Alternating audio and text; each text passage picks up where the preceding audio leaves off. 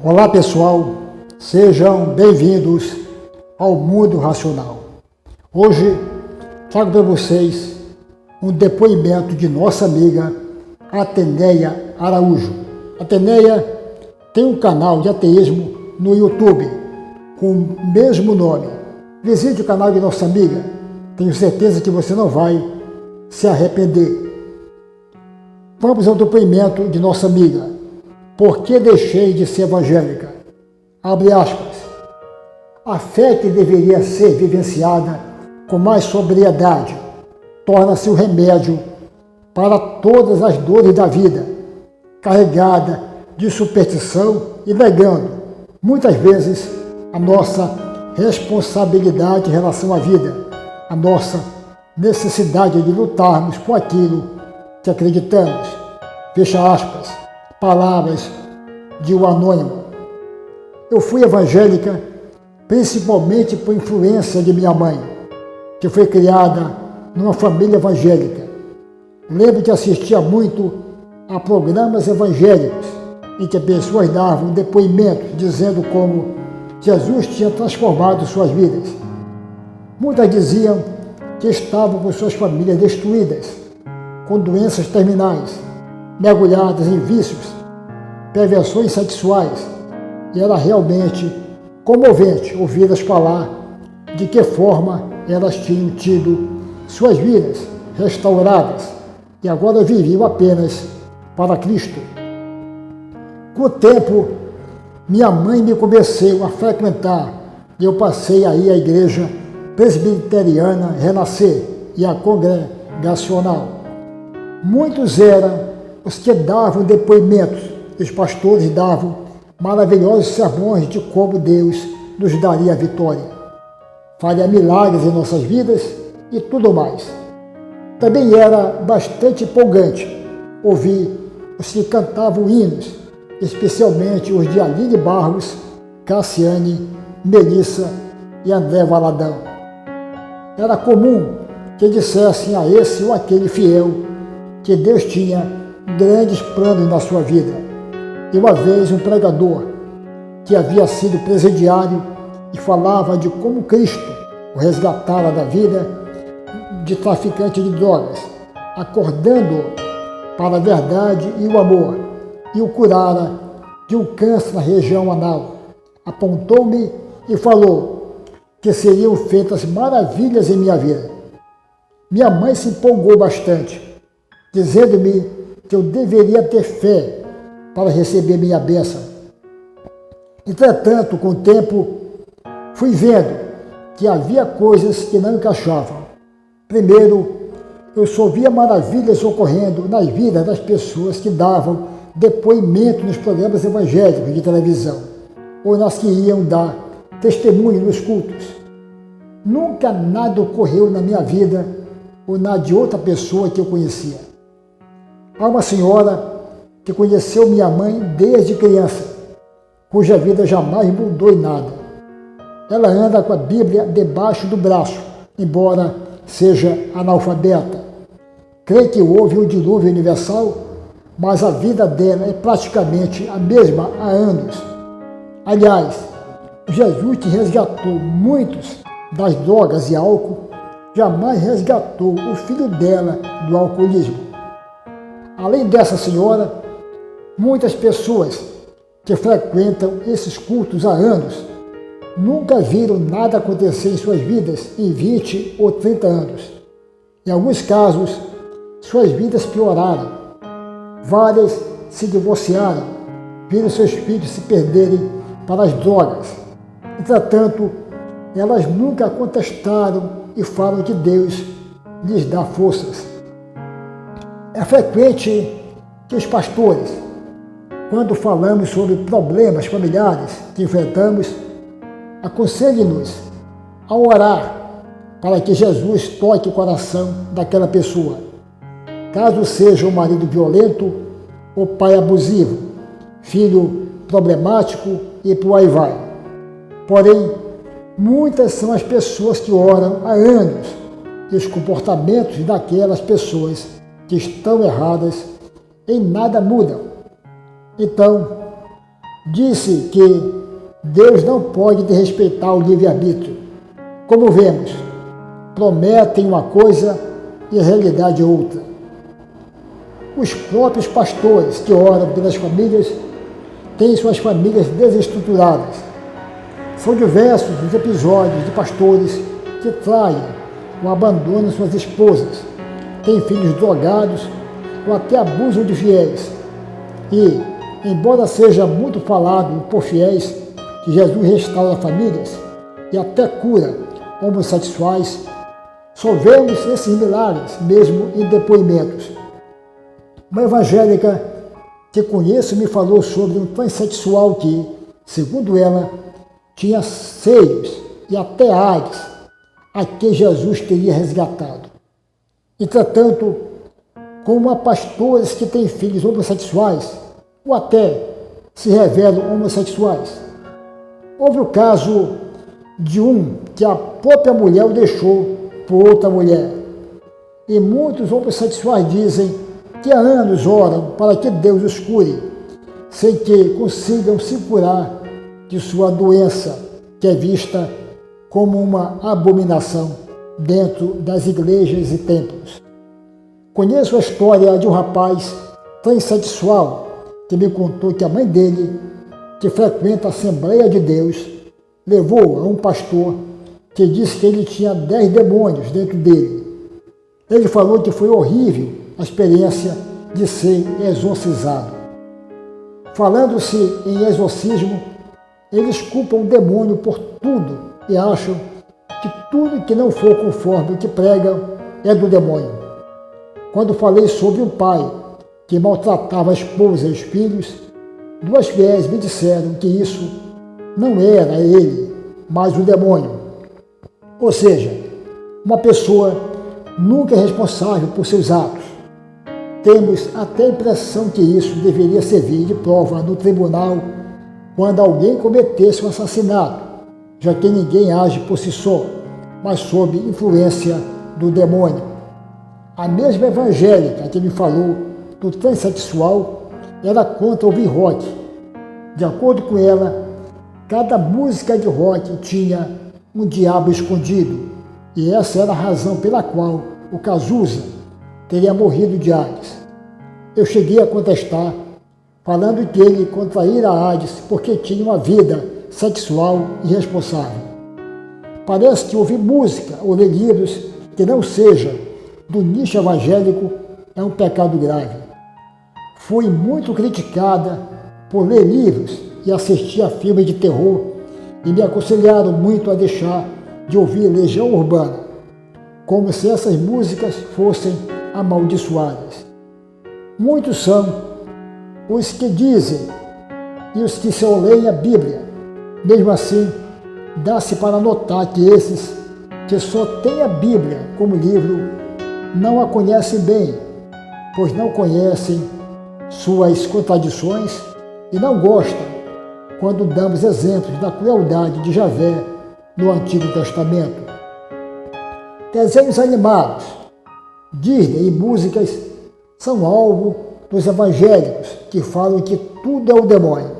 Dizem que o Walt Disney, cantores, artistas e atores famosos têm pacto com o demônio para fazer sucesso e muitos supostos ex-bruxos satanistas que dão depoimentos falam de como políticos e empresários fizeram pacto com o diabo para enriquecer e ter sucesso.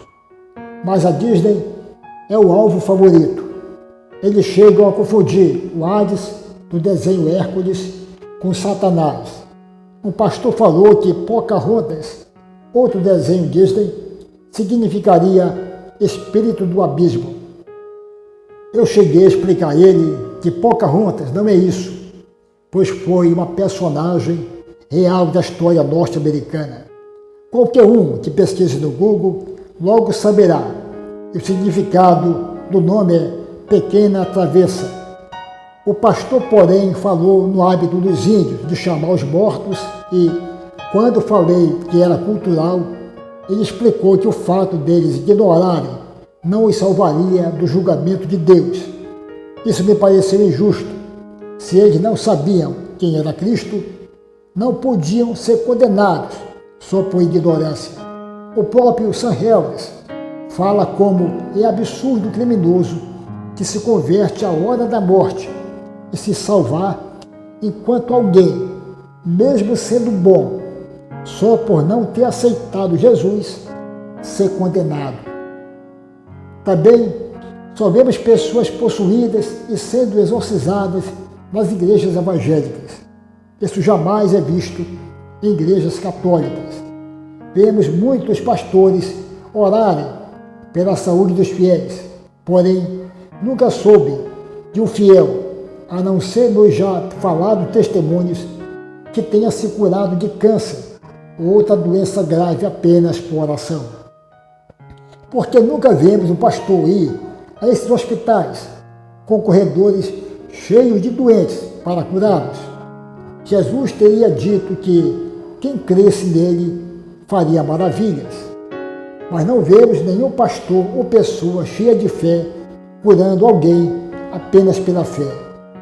Não se sabe de nenhum paralítico que tenha voltado a andar, surdo ou mudo que tenha passado a ouvir ou falar, ou pessoa que tenha se curado de esclerose múltipla, mal de Alzheimer, AIDS ou mal de Parkinson.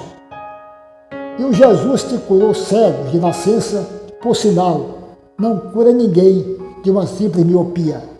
Eu digo isto porque orei por anos para me curar da minha. Ainda lembro de ter ouvido um ex-evangélico dizendo que o Deus que cura cegos, hoje não cura ninguém de uma catarata. Fala-se em demasia de como Deus transforma o coração das pessoas. Todavia, eu pude ver que tantas pessoas, sendo evangélicas, desde pequenas ou tendo se convertido, não são melhores do que as que não o são. Várias são preconceituosas, invejosas, superficiais e maledicentes, cheias de vaidades, achando que já foram salvas, que sabem de tudo. Converter-se não torna ninguém uma pessoa melhor.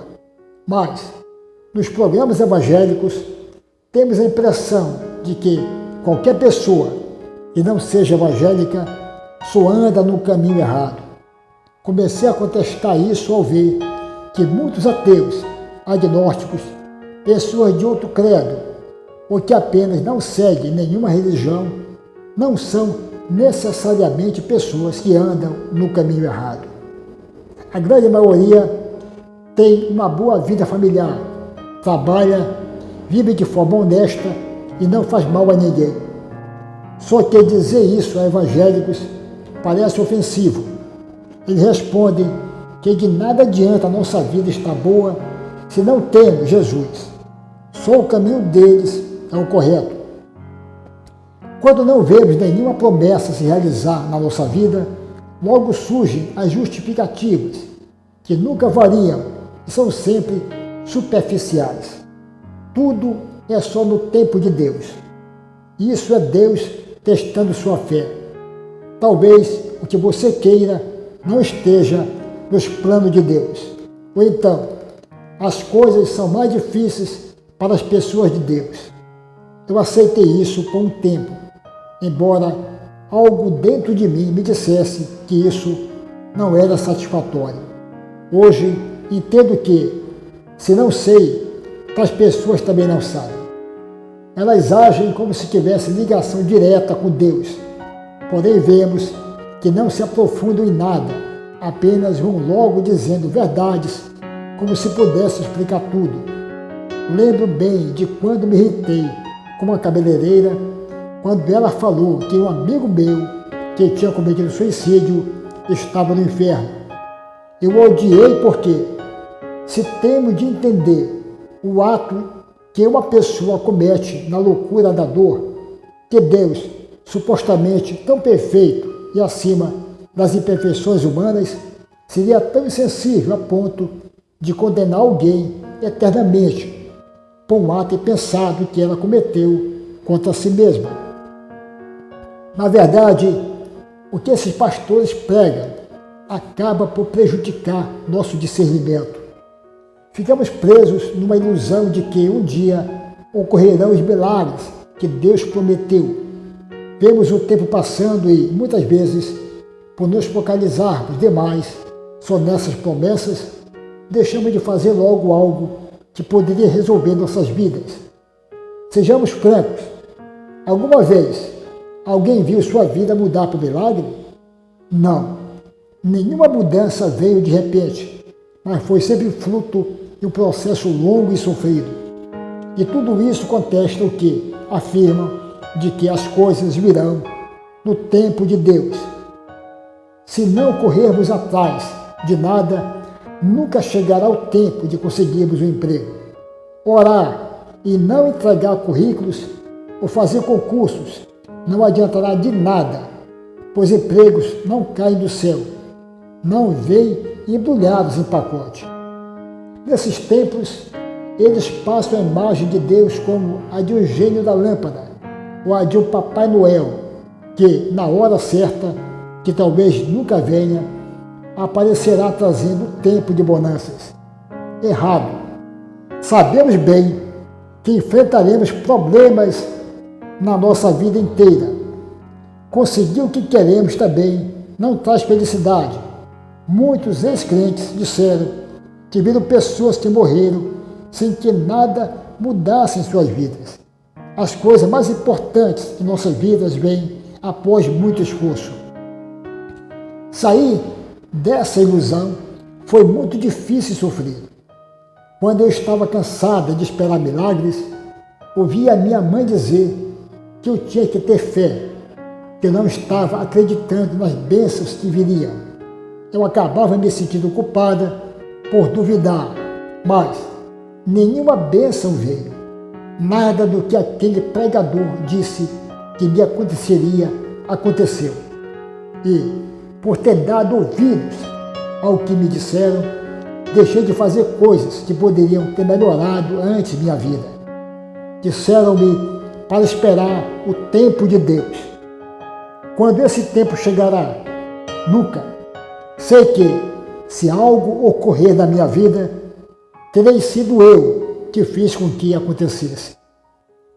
Esse Deus de milagres pregado nesses tempos só muda a vida dos pastores, assim como os livros de autoajuda só ajudam as pessoas que os escrevem. Infelizmente, ainda vemos pessoas tolas que estão presas debaixo dessa redoma. Palavras de Ateneia Araújo. Bem, minha gente, a religião é simplesmente fé sem raciocínio crítico. A religião não tem fundamentação. A religião não é compatível com as verdades naturais, muito menos com as descobertas científicas. É como sempre digo, religião é igual capim, dá em tudo quanto é canto. Se houvesse aborígenes na Antártida, já teriam criado Deus, boneco de neve. Até mais, um grande abraço a todos.